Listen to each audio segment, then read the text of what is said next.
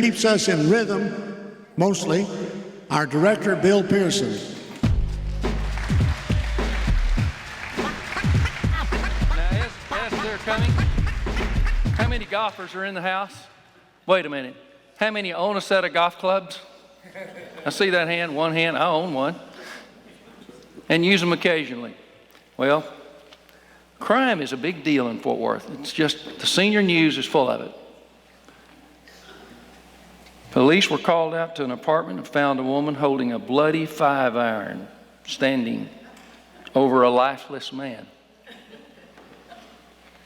Sad. The detectives asked, "Ma'am, is that your husband?" "Yes," said the woman. "Well, did you hit him with that golf club?" "Yes." "Yes, I did." The woman begins to sob, and I would do that when you wouldn't be funny, but drops the club, puts her hands on her face. She's distraught. "How many times did you hit him?" She said, "Well, I don't know. 5, 6, maybe 7 times. Just put me down for 5. You ever done that?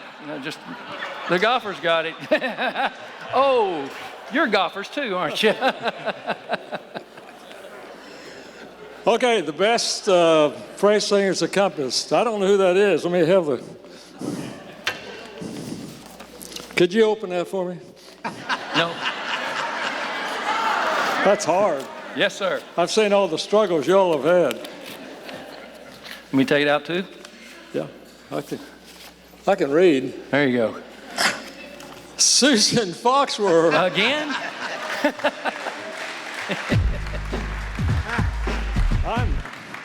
I'm so glad you won that, Susan, because everything I was going to say was about you. The PraiSingers have had 4 directors in this 24 years, but only 2 accompanists. And one of those only served 1 year. So, as you know by now, Susan has been serving as accompanist 23 years. So what does that mean? Choir directors come and go, but Susan stays 23 years. You know, the average volunteer choir, average members have about probably 1 rehearsal a week, maybe an hour, and they don't practice long enough to memorize the music. So when you sing, most of them, not all of them, but most of them are looking down at the music a lot more than they're looking up to the director. So, but they hear the piano all the time. And that means that Susan plays, she probably plays 1,000 notes. She's probably played 1,000 notes since, no, probably 10,000, maybe 1,000,000 notes since she started playing. And that's how you PraiSingers have gotten through the music. Yeah, you know, a choir can sing by itself without a director. A choir doesn't need a director to sing, but very few choirs can sing without an accompanist. So the fact that Susan has led this choir for these years and been a part, kept the choir together for 23 years, because we directors just don't stay long, you know, and I think her love and her appreciation goes way beyond the music. But as a director, the accompanist is a director's best friend. A good accompanist is a director's best friend. And the way the pianist plays is usually the way the choir sings. If the accompaniment is choppy and uncertain, that's the way the choir is going to sing. But you don't hear that in this choir, do you? You don't sing choppy and uncertain, do you? I don't have to say more, do I?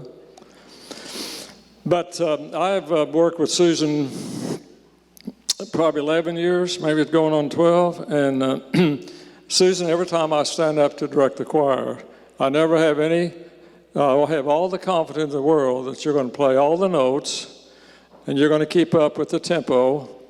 And if we have any oops, you'll take care of them. Right.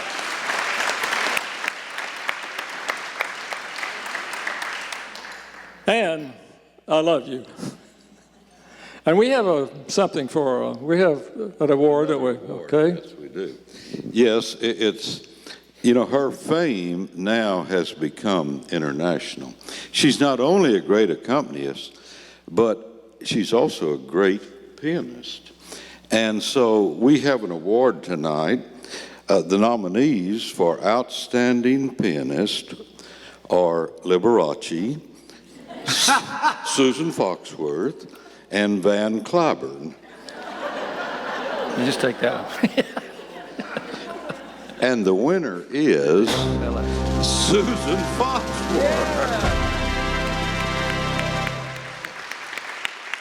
Now, Susan, if you'll come up here, because this particular award has a little monetary gift that goes with it. So if you'd mind coming up. She's jogging here.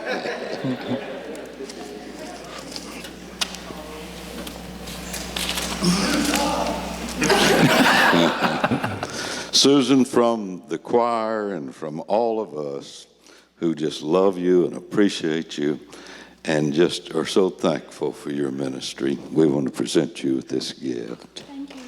Thank you.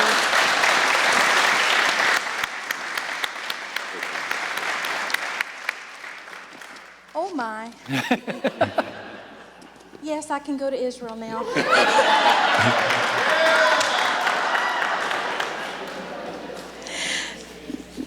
Steve said that I would have an opportunity to say a word or two, so if you'll bear with me a minute. First of all, oops. I appreciate that confidence, but y'all have covered for me too. I remember one time when Dottie sang in church, and I turned 2 pages at once. And there was a key change on that next page, and I wasn't with y'all, and y'all just made that key change. Y'all covered for me, and I appreciate that. This is a partnership here. I have learned about God's leadership through this choir. As Marlene told you, when I found out she needed a pianist, and she didn't ask me, I asked God, should I volunteer for that? And part of the problem was that they rehearsed on Sunday afternoons, and I didn't want to give up my Sunday afternoon. I still had a teenage daughter at home, and we had to turn around and come back for choir, youth choir, I think, on Sunday nights and all that. And I thought, that is such an inconvenience. The music better be good. So she showed me the music, and I liked it, so I said, sure. Then when Marlene had to go back on the mission field and Charles Williamson took over, I thought, this is really going to change this choir. Do I still want to be a part of it? I loved Charles Williamson. He was an excellent voice teacher. He wasn't a choir director. He was an excellent voice teacher. And I thought, I'm not sure I can do this. And he came over to my house and he said, now, Susan, in rehearsals, I'm going to want to sing out of the hymnal a lot. Do you have the latest Baptist hymnal? I said, I don't. The next week, I had the latest Baptist hymnal in my hands with my name embossed on the front. That's how loving he was. And he treated me like a daughter. And those years were precious to me. And then when his health was failing and he had to give up the choir, and John Lee had just been here a short while, I asked God, is it time for me to leave? Maybe it's time for a whole new transition. And I went in to visit John to let him know, hey, maybe this is time for me to step down. But the other part of that story was I was totally intimidated by this new director coming in, and I thought, he's the minister of music for the whole church. How can I play for him? He was so loving. And he said, don't leave me now. He said, I need some stability in that choir. Don't leave me. And so I stayed. Thank you for asking me to stay. And then when Bill was asked and chose to take over the choir, I asked God, can I keep up with him? Oh my gosh. First of all, I knew Bill's expectations. He had worked forever with Larry Wilcoxon, playing the kind of music that Larry Wilcoxon can play. But God's answer to my prayer about that was, yes, I want you to stay there. And through the encouragement of Bill and through the encouragement of you, I can't tell you how many times I have been down or feeling bad about my talent. And then someone will come up and just encourage me, and that's meant so much to me. So an extra blessing onto that with Larry Wilcoxon is that I had to sit out for almost a year having hand surgery. I had a surgery on one hand and then the other.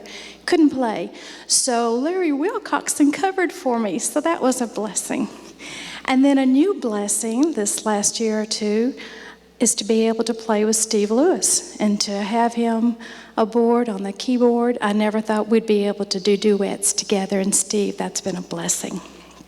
So tonight, first of all, I want to thank you, Bill, for having confidence in me and encouraging me. To John, for having faith in me and being a friend. I want to thank Marlene, my sweet friend, for starting this adventure. I want to thank Valera Kirkpatrick. She was the first choir director to stand out, take a leap of faith, and ask me to be her pianist. I don't think she'd ever heard me play.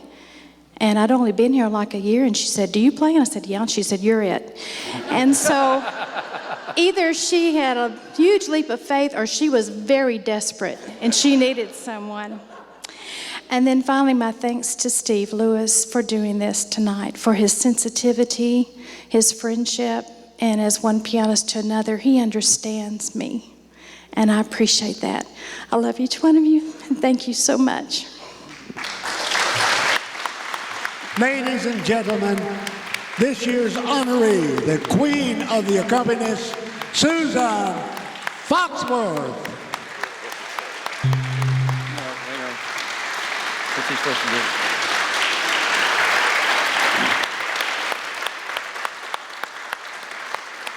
Susan, we love you. All of us love you. We're so honored tonight to have our pastor with us, and he's going to come now and bring a few closing remarks. A very few. A lot of room, a lot of love in this room tonight, and it is very evident that it's focused on Susan. And I know you feel the love tonight. A lot of love in this room all the time. I know that you love each other. There's a support system of ministry and love that flows freely in the praise singers, and it is evident in every gathering to see you love each other and to feel the love in this room. And yet, as we close tonight, I want to just remind us that we don't do this just because we love each other. We don't do this because we love music. We do this because we love God. That's where it has to go. If our worship is not flowing out of love for the Lord, then it's ill-motivated. We're not any different than a secular group. The love that is in this room is first and foremost the love of God. Love that flows to each other, but flows primarily to Him. That is the motivation of our singing. And that's what the psalmist said in Psalm 90 in verse 14. Satisfy us in the morning with your unfailing love, that we may sing for joy and be glad all our days. So let's let the love flow.